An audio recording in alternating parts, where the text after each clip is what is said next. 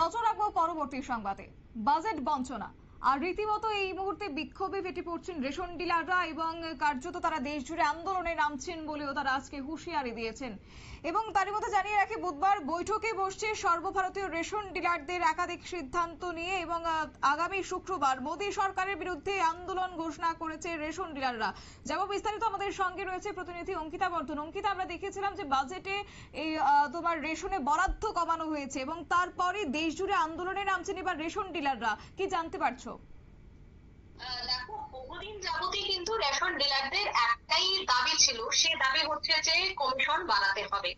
তবে এই বছর অর্থাৎ 2025-26 যে বাজেট পেশ করেছেন নির্মলা সীতারামন, সেই বাজেটে একটা ধারণা বা একটা আশা জেগেছিল যে হয়তোবা নির্মলা সীতারামন রেশন যারা ডিলাররা রয়েছে তাদের কমিশন কিছুটা হলেও বাড়াবে।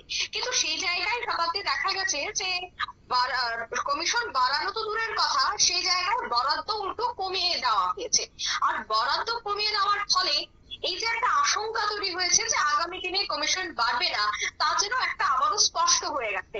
যদি দেখো বরাদ্দ বাড়তো তবে সেক্ষেত্রে কমিশনের আশা রাখতে পারতো রেশন ডিলাররা, কিন্তু এবার যেহেতু বরাদ্দ কমে গেছে, সেক্ষেত্রে কিভাবে রেশন ডিলাররা আরো বেশি কমিশন পাবে বা সরকার এই বিষয়টা নিয়ে চিন্তা করবে, এটা নিয়ে কিন্তু একটা সংশয় তৈরি হয়েছে।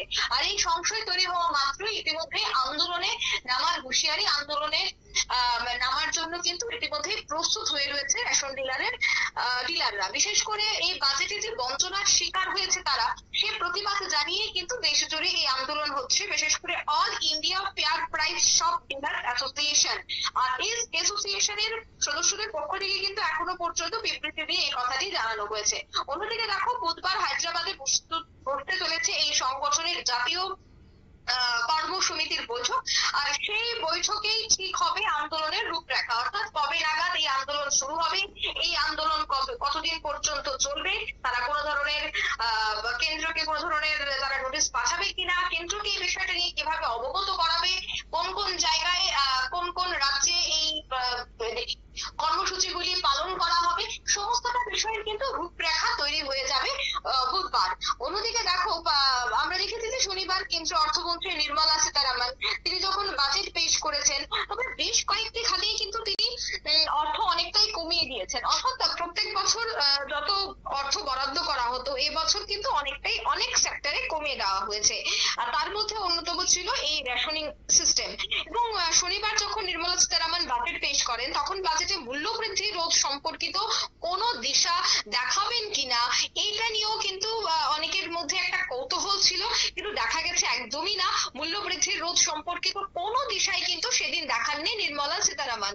এবং তার মধ্যে অন্যতম হচ্ছে এই গণবন্টন ব্যবস্থা। আর এই গণবন্টনের মাধ্যমে যারা দেশবাসীকে চাল, গম, চিনি সহ অন্যান্য পণ্য বন্টন করে থাকেন, সেই বিষয়ে পাওনা কিছুই কিন্তু জানায়নি নির্মলা সীতারামন। তবে এর পাশাপাশি রেশন ডিলারটি যে দীর্ঘদিনের কমিশনের কথা আমি প্রথম থেকেই বলছি, সেইটা কিন্তু আরো দিন কি দিন আরো তীব্রতর হচ্ছে তাদের এই আন্দোলন, তাদের এই দাবি। তবে দেখো, সব মিলিয়ে 2025-26 অর্থবর্ষে যে বাজেট থেকে কিছুই পায়নি দেশের নিম্ন মধ্যবিত্ত এবং রেশন ডিলাররা, এমনটাই কিন্তু মনে করছে all India fair price shop dealer association. ফলে কিভাবে এর প্রতিবাদী কেন্দ্রকে চাপে ফেলা যায়, সেই রূপরেখাও কিন্তু তৈরি করতে ইতিমধ্যেই তারা বৈঠকে বসবে। তবে দেখো, সপ্তাহ দুয়েক আগেই নিজেদের দাবি দেওয়া বা নিজেদের যে কি কি দাবি রয়েছে সে বিষয়টা নিয়ে কেন্দ্রীয় স্বরাষ্ট্রমন্ত্রী অমিত শাহের সাথেই কিন্তু কথা বলেছিল ঠিক এই সংস্থার প্রতিনিধি দল। এবং কথাও হয়েছিল নীতি আয়োগের আগে। যেহেতু দেখো, নীতি আয়োগের বৈঠক হচ্ছে এমন একটা বৈঠক যে বৈঠকে আগামী 5 বছরের রূপরেখা তৈরি করা হয়। আর সেই নীতি আয়োগের বৈঠকের আগেও কিন্তু নির্মলা সীতারামনের সাথে এই বিষয়টা নিয়ে কথা হয় যে কিভাবে তারা কমিশন পাচ্ছে না, বা তাদের এই বর্তমানে প্রত্যেকটা জিনিসেরই দাম বাড়ছে, প্রত্যেকেরই বেতন বাড়ছে, সেক্ষেত্রে কেন রেশন ডিলারদের কথা মাথায় রাখা হচ্ছে না, এই বিষয়টা নিয়ে আগেই কিন্তু নীতি আয়োগের বৈঠকের আগেই একটা বৈঠক হয়েছিল অ্যাসোসিয়েশনের সাথে। কিন্তু সেখানেও দেখা গেছে যে বৈঠকের পর পর যখন একেবারে বাজেট পেশ হয়েছে, তখন অনেকেই আশা করেছিল হয়তোবা এই বৈঠকের কিছুটা হলেও প্রভাব পড়বে এবারের বাজেটে, কিন্তু না, একদমই তা কিন্তু হলো না। এছাড়া দেখা গেছে যে মোবাইল থেকে শুরু করে বিভিন্ন জিনিসপত্রের দাম কমানো হয়েছে, বিশেষ করে যে কর ছাড় সেই বিষয়টা করা হয়েছে। তবে রেশন ডিলারদের জীবিকারও কোনো দিশা দেওয়া প্রয়োজন ছিল মনে মনে করা হচ্ছে। তবে কেন রেশন ডিলারদের জীবিকার কোনো দিশা দেওয়া হয় না, হলো না, এই বিষয়টাকে কিন্তু এবার হাতিয়ার করছে রেশন ডিলাররা। এবার অ্যাসোসিয়েশনের যারা সদস্যরা রয়েছে, দেখো অ্যাসোসিয়েশনের যারাই সদস্য তারা প্রত্যেকেই রেশন ডিলার, তারা এই অ্যাসোসিয়েশনের সাথে যুক্ত রয়েছে দীর্ঘদিন যাবত। এখন দেখার বিষয় তাদের দাবি দাওয়াতে কতটা আহ কেন্দ্রীয় সরকার এই বিষয়টায় কর্ণপাত করে, নাকি একই পরিস্থিতিতে থাকবে রেশন ডিলাররা। কারণ আমরা কিছুদিন আগেও এই সংক্রান্ত একটি খবর তুলে ধরেছিলাম যে নির্মলা সীতারামন নীতি আয়োগের বৈঠকের আগেই জিজ্ঞেস করেছিলেন যে এই রেশনিং ব্যবস্থাটাকে যদি তুলে সেখানে ব্যাংকের মাধ্যমে যদি সেই রেশনিং এর টাকা পৌঁছে দেওয়া যায় তবে ব্যবস্থাটা কেমন হবে।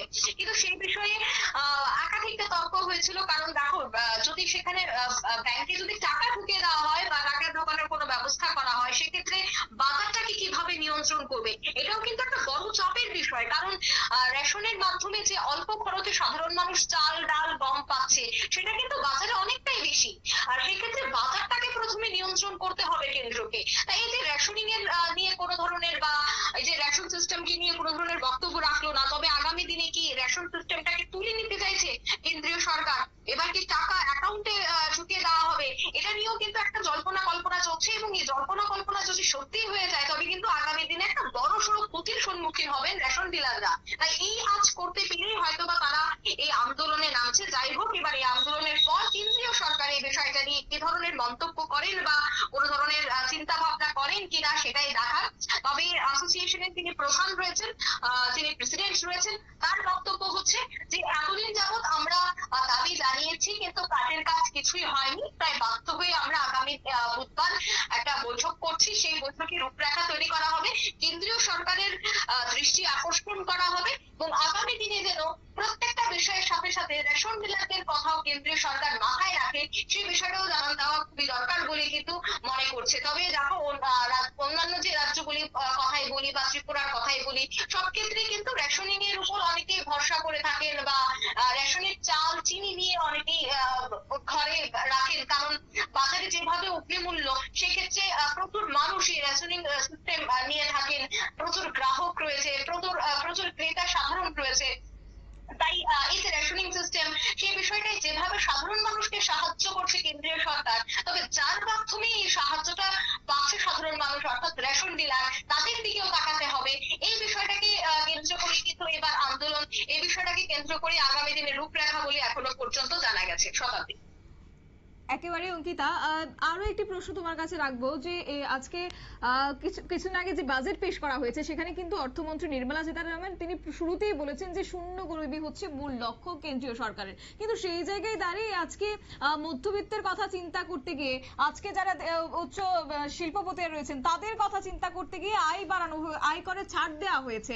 সেক্ষেত্রে তোমার নিম্নবিত্তের কথা চিন্তাই করেনি কেন্দ্রীয় সরকার, চিন্তাই করেনি যে নিম্নবিত্ত পরিবারগুলির মোটা বলতে পারে যে অর্ধেকটা অংশই কিন্তু আজকে নির্ভর করছে রেশনের ক্ষেত্রে। তাহলে তাদের ক্ষেত্রে চিন্তা করেনি কেন্দ্রীয় সরকার, তাহলে কি সেটাকে এবার ফুলে ফেঁপে দেখানোর প্রয়াসেই কার্যত এবার সেই বিষয়টাকে এড়িয়ে গেছেন?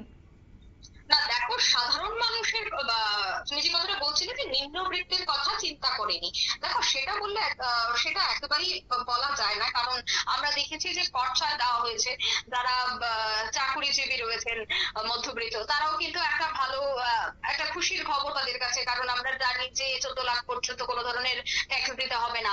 আর এই ট্যাক্সের বিষয়টাকে কেন্দ্র করে দেখা গেছে যে অনেকেরই প্রচুর একটা টাকা সেখানে দিতে হতো। অন্যদিকে দেখো, যে ক্যান্সারের যে ওষুধ, অনেক নিম্নবিত্ত রয়েছে যারা প্রত্যেক মাসে এই ক্যান্সারের ওষুধ কিনতে পারে না, বা প্রচুর টাকা সেখানে ট্যাক্সই তাদেরকে দিতে হয়। এই বিষয়গুলিকে কেন্দ্র করে আমি বলবো না যে একেবারে মধ্যবিত্তের কথা চিন্তাই করেনি বা নিম্নবিত্তের কথা একেবারেই চিন্তা করে নির্মলা সীতারামন, এটা বলা যায় না। কিন্তু হ্যাঁ, যদি রেশনিং সিস্টেমের কথা বলতে হয়, সাধারণ মানুষ তো সেখানে চাল ডাল গম পাচ্ছে। রাজ্যের কথাই যদি বলি, রাজ্যের গণবন্টন ব্যবস্থাকে শক্তিশালী করতে দেখা গেছে চাল ডাল গমের সাথে আরো তেল থেকে শুরু করে বিভিন্ন মশলাপাতি থেকে শুরু শুরু করে চিনি, সুতি, একাধিক জিনিস যুক্ত করা হয়েছে, ঘি যুক্ত করা হয়েছে, কারণ সাধারণ মানুষ যেন কম খরচে, নিম্নবিত্তরা যারাই রেশন থেকে জিনিসপত্র নিয়ে থাকেন তারা যেন কম খরচে পায়, তার জন্যই এই সিস্টেমটাকে চালু করা। এবং সেক্ষেত্রে রাজ্য সরকারের যে একা প্রয়াস তা নয়, সেটাতে কেন্দ্রীয় সরকারেরও অনুমোদন রয়েছে, নয়তোবা রাজ্য সরকার এত বড় একটা উদ্যোগ গ্রহণ করতে পারতো না। কিন্তু এবার যদি আমাকে আন্দোলনটা নিয়ে বলতে হয়, সেটা কিন্তু সম্পূর্ণ রেশন ডিলারদের। কারণ দেখো, সাধারণ মানুষ তারা প্রত্যেক তাদের সময় মতো আসছেন, যত টাকা সরকার ধার্য করে দিয়েছে এত টাকা দিয়ে তারা চাল এবং ডাল কিনে নিয়ে যাচ্ছেন। সেই জায়গায় রেশন ডিলারদের কমিশন বাড়ানো হয়েছে কিনা, বা তার বাড়ালে সাধারণ মানুষ বা মধ্যবিত্তের বা নিম্নবিত্তের পকেটে কিন্তু তেমন প্রভাব পড়বে না, প্রভাবটা পড়বে শুধুমাত্র একেবারে অঙ্কিতা যাই হোক, তো সেক্ষেত্রে আজকে যেমনটা বলছে রেশন ডিলাররা দেশ জুড়ে তারা আন্দোলনে নামছেন, তাহলে আজকে ত্রিপুরা রাজ্যের যারা রেশন ডিলাররা রয়েছে তারা কোথায় রয়েছে? তারাও কি আন্দোলনে নামবে? যেহেতু আজকে ত্রিপুরা রাজ্য খোদ একটা বিজেপি শাসিত রাজ্য বলা চলে, তাহলে তারা কি এবার চিন্তা করছেন যে আন্দোলনে নামতে?